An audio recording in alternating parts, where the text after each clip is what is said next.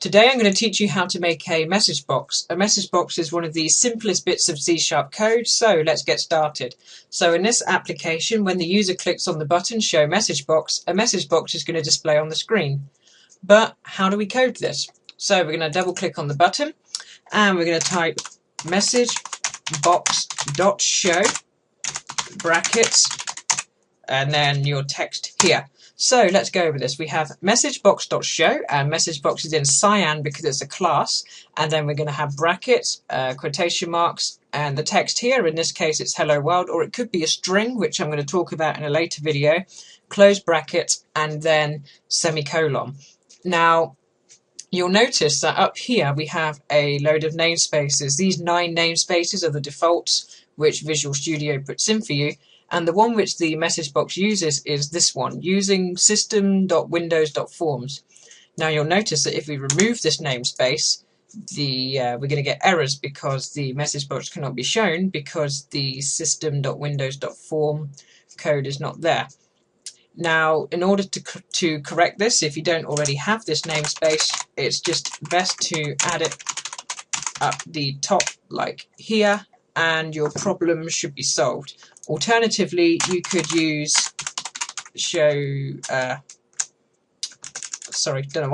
Alternatively, you could use System.Windows.Forms.MessageBox.Show, and that would work perfectly as well. But in order just to make your coding a little bit easier, we can just use the namespace up here. So we're going to hit start to debug the application, and when we click show message box, we're going to get a very simple message box which just says hello world like that. So how can we expand on this? Well, it's pretty easy.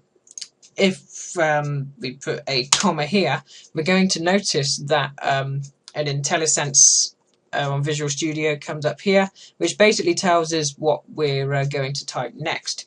Now if we go along and then we'll type caption here, what this will now do is we go to start and then show message box. You can see that we now have a piece of text in the caption for the message box, or the title bar.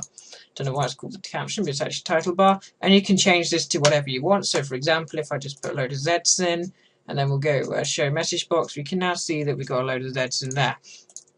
Now we can expand on this even further by adding some buttons. So we're going to press we're going to add another comma, MessageBoxButtons dot, and then you're going to see all of these options here: abort, retry, ignore, OK, cancel, yes, no, retry, cancel, all of this stuff here.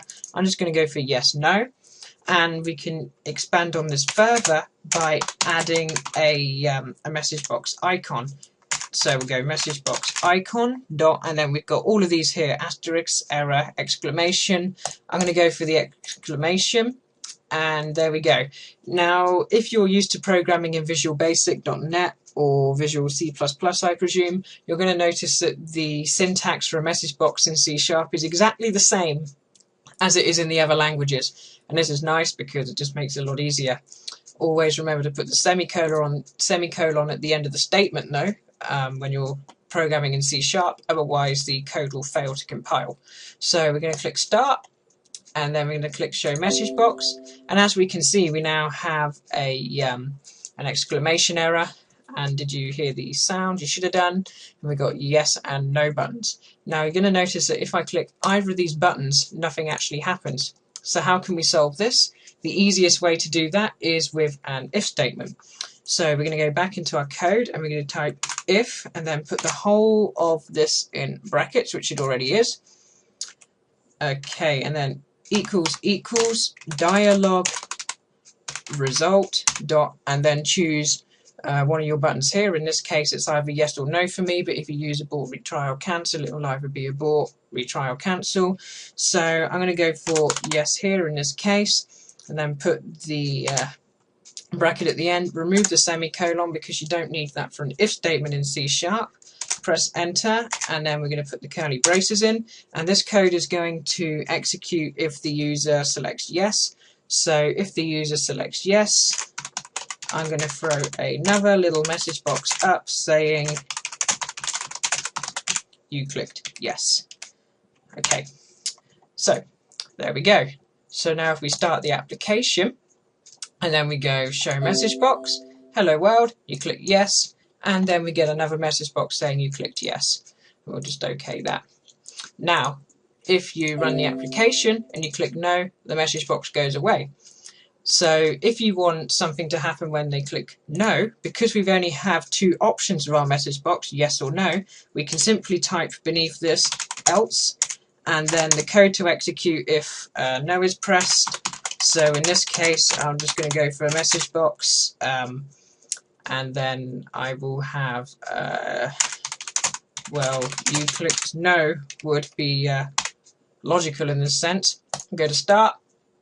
Show message box, so we click yes, it says you click yes. Show message box, click no, and it says you click no. Now, if you have more than one option, for example, abort, retry, or cancel, you're probably not going to be able to use else, because if you do that, then we have three options, and else usually only works if you have two options.